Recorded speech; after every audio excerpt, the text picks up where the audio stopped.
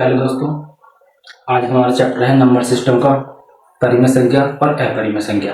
ठीक है, आज हम पढ़ेंगे परिमेय संख्या क्या होती है और अपरिमेय संख्या क्या होती है। ठीक है, आइए देखिए।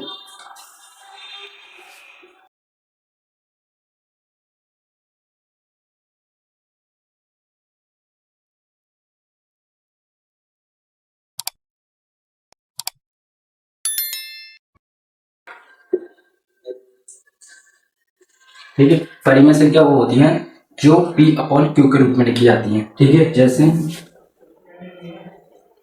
वह संख्या जो P अपॉन Q के रूप में लिखी जाती है। ठीक है, जहां पर Q इज नॉट जीरो। ठीक है, इसका मतलब ये होगा कि वह संख्या जो P अपॉन Q के रूप में लिखी जाती हैं वह परिमेय संख्या होती हैं। ठीक है, लेकिन जहां क्या होगा Q is not equal zero. ठीक है, Q क्या होगा, जीरो नहीं होगा। ठीक है, P जीरो हो सकता है। ठीक है, जैसे हम कोई संख्या लिखना चाहें कि 1, ठीक है, क्या लिखना चाहें 1 2 3, तो ये क्या परिमेय संख्या है? हाँ, ये परिमेय संख्याएं हैं क्योंकि हम इसके नीचे 1 लिख सकते हैं।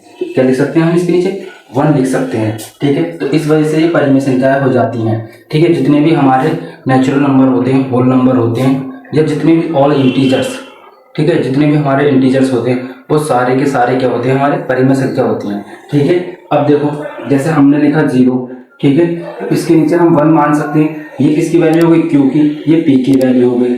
ठीक है, तो P की तो वैल्यू 0 हो सकती है लेकिन Q की 0 नहीं हो सकती। ठीक है, जैसे हम लिखना चाहें कि 1/0, तो ये परिमेय संख्या नहीं होगा, ये गलत हो जाएगा। ठीक है, तो कौन सी संख्या होंगी? जो परिमेय संख्या वह संख्या होंगी जो क्या बटे में होंगी। बटे का मतलब होता है P अपॉन Q। जैसे कि हम लिखें 2/3, ठीक है, 4/5, ठीक, 6/8। ठीक है, इस तरह से ये सारी संख्याएं क्या है, परिमेय संख्या है। ठीक है, तो और हम इसका आगे अर्थ देखेंगे कि जैसे कि हाँ कि पॉइंटों में कोई संख्याएं आ जाती हैं, जैसे कि पॉइंटों में। ठीक है, पॉइंटों में कैसी संख्याएं आती है? पॉइंटों में ऐसी संख्याएं आती है जो अभी बता रहा हूं मैं।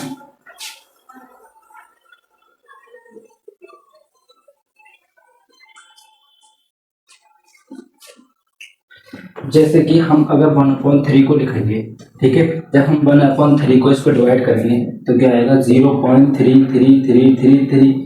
ठीक है, इस तरीके से तो ये एक परिमेय संख्या होगी। ठीक है, क्योंकि 1/3 क्या है, एक रेशनल नंबर है। ठीक है, क्योंकि ये क्या है, P अपॉन Q के रूप में लिखा हुआ है। ठीक है, अगर इसी प्रकार से हम कोई और संख्या ले लें, जैसे कि हम √3 की वैल्यू ले लें इस तरीके से, √3 की वैल्यू होती है 1.732।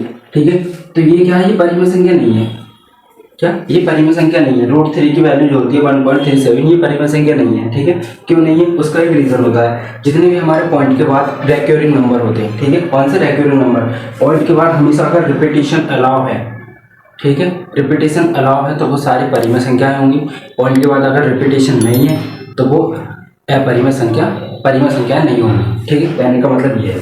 ठीक, जैसे कि मैं अगर कोई संख्या ले लेता हूँ अभी इसी प्रकार की, जैसे हमने लिया था ये 1/3 लिया था। ठीक है, 1/3 का रेक्योरिंग हो जाएगा, इसको कर सकते हैं हम 3 का बार। ठीक है, 0.3 का बार लिख सकते हैं, तो ये क्या हो जाएगी? परिमेय संख्या हो जाएगी। ठीक है, और आगे हम देखते हैं परिमेय संख्या क्या होती हैं। जैसे कि हमने कोई संख्या ले ली, जैसे कि हमने इस तरीके से 3/4 कोई संख्या ले ली। ठीक है, तो ये सारी किस में आ जाएंगी? परिमेय संख्या आ जाएंगी। और एक क्वेश्चन यहाँ पर आता है कि जैसे कि पाई जो होता है ये 22/7, ठीक है, ये तो एक परिमेय संख्या है। ठीक है, जबकि 22/7 तो एक परिमेय संख्या है, लेकिन इसकी वैल्यू जो आती है 3.1432 जो आती है, ये एक अपरिमेय संख्या है। ठीक है, ये क्या है? अपरिमेय संख्या है। तो आज के लिए हमने क्या पढ़ा? आज पढ़ा हमने कि परिमेय संख्या क्या होती हैं। वह संख्या जो P अपॉन Q के रूप में लिखी जाती हैं, ठीक है, परिमेय संख्या कहलाती हैं। और जहाँ Q इज नॉट इक्वल 0, ठीक है, जैसे 1/2 ऑल इंटीजर्स जितने भी होते हैं वो सारे क्या होते हैं? परिमेय संख्या होते हैं। ठीक है।